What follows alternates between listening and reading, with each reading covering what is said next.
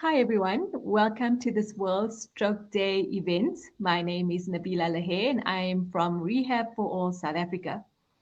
At Rehab for All, we promote innovation around people with disabilities through innovative support services, through use of technology, and through promoting collaboration between different groups of people. One of the most important avenues that we do this is by listening to the needs of people with disabilities themselves. And today we are really excited to have Lethlogonolo Modise here, who is joining us from the Lethlogonolo Modise Foundation. Before we get into the interview, I just want to say that if you have not, please do follow us on our social media pages. We are on Facebook, on Instagram, on Twitter, on LinkedIn. Each of our pages has a different focus, so you will get something new. And we really hope to connect with you on all of these platforms. Now, Lethlogonolo is the foundation is the founder of the Lethlogonolo Modise Foundation, which is an organization that improves awareness about stroke and how to manage them in different communities.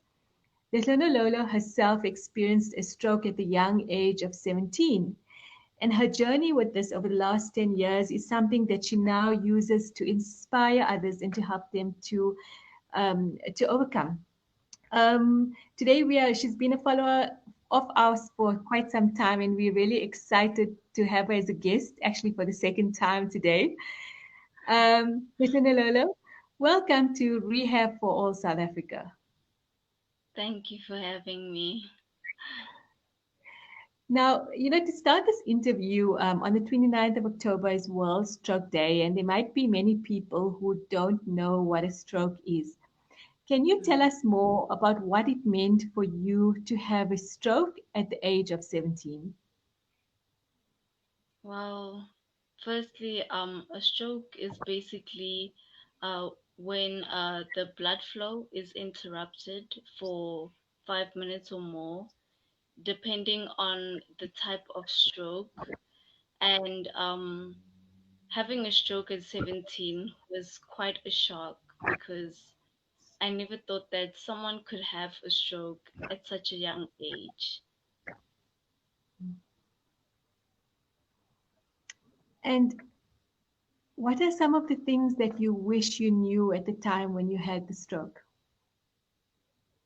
Wow. At first, I wish I knew that it was actually quite common now that a lot of young people actually do get it, and that you should also think about thinning your blood in order not to have a stroke. And yeah, I think that's it. Hmm. What was your experience like through your recovery from the stroke? Yo, my experience at first, I had to work on the whole emotional and mental part of the whole process of convincing myself of the fact that I'm not where I used to be, and I should be focusing on what I'm able to do right now and what I'm able to handle at this moment in time. So my first 2 years, it wasn't that good, but then as long as I was pushing myself to still go, and my mother was also pushing me at the same time to also still go. So that also helped to have someone also there to push you as well, to carry on and not give up on yourself. Hmm.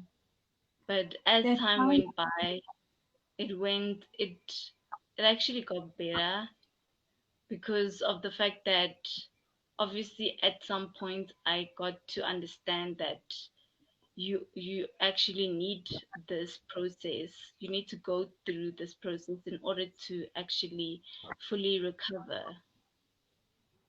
Hmm. What were the things that helped you most during your recovery process?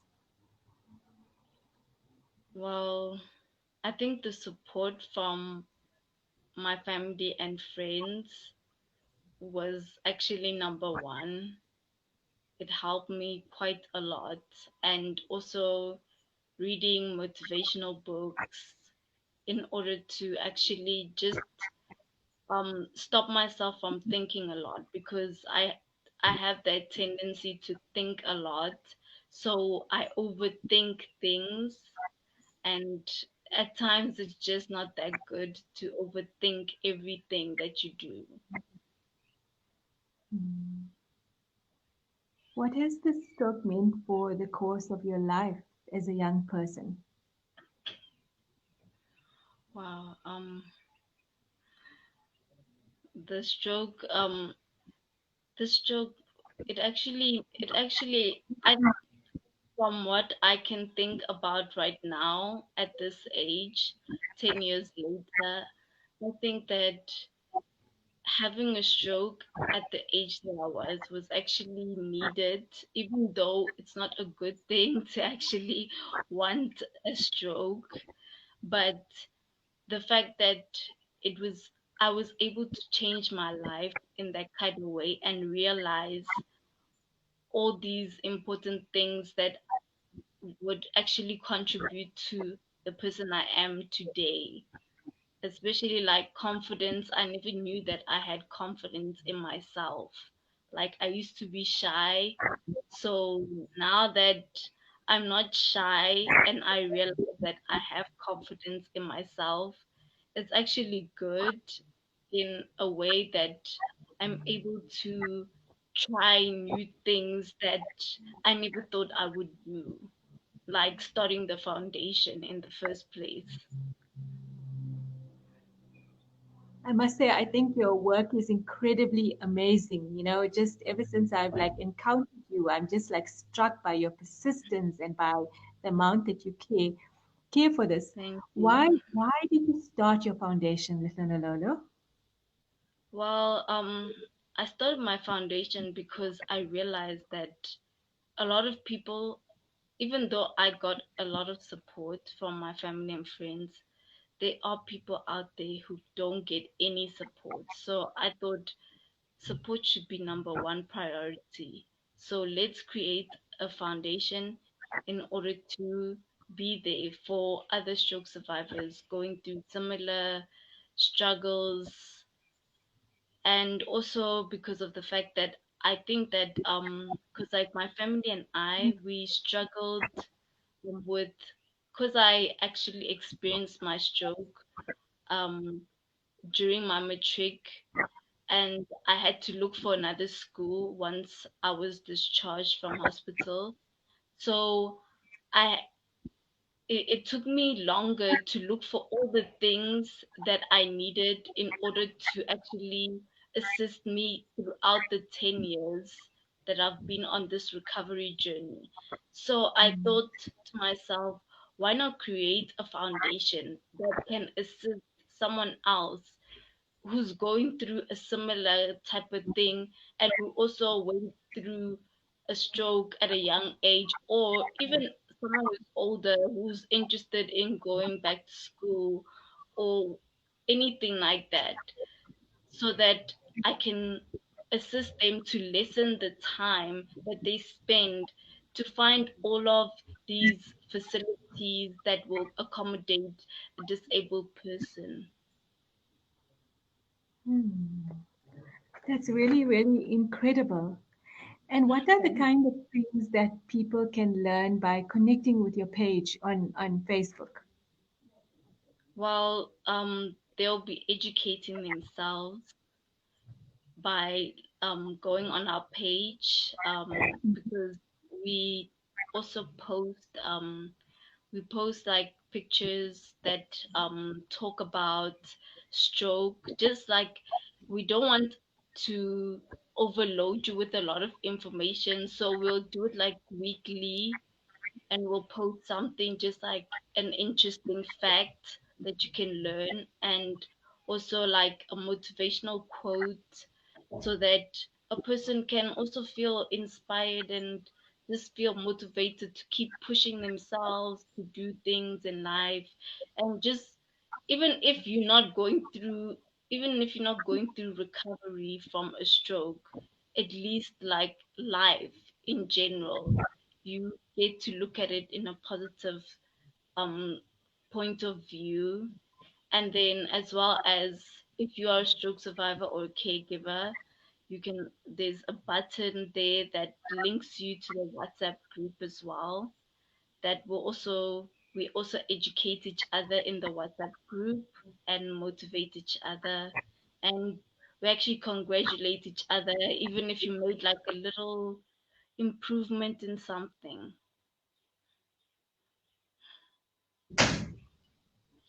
I think it's really, really incredible. And, I just think it's such so needed, that many different communities don't have people to support them, Is this something Mm, that you find often that people don't have the same kind of support system that you had, It mm, sounds like you had a mom who in your family has been absolutely amazing through your process and that you've had, mm, been able to access rehabilitation services. Do you find that mm. others struggle with this?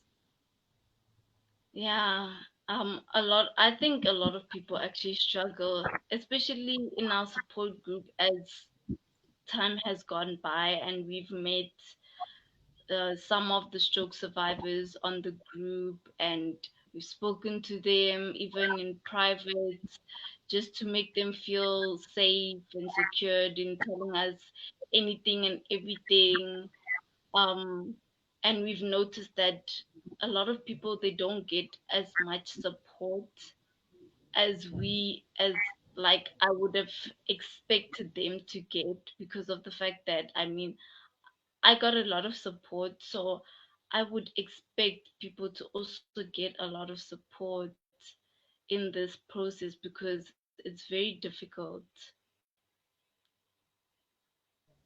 Well, I think it's absolutely wonderful how your mindset has been able to overcome, so many challenges and that you now use it Mm. to inspire others, I want to ask you, how can people connect with your work? Well, a person can go on our Facebook page, which is at the Modise Foundation, which is one word, and there you will also get to also participate with us on Facebook lives that we have with um, specialists. And then during the Facebook live, you can also ask questions. If you want to ask a question, you can post any question up there. And there's also a WhatsApp button. There's also a cell phone number that you can contact if you want to. And soon we will also attach the website address in order for you to connect to the website that we have created. Lena Lolo, that sounds amazing. And I want to encourage all our viewers in light of World Stroke Day this year to connect with you and to understand your story.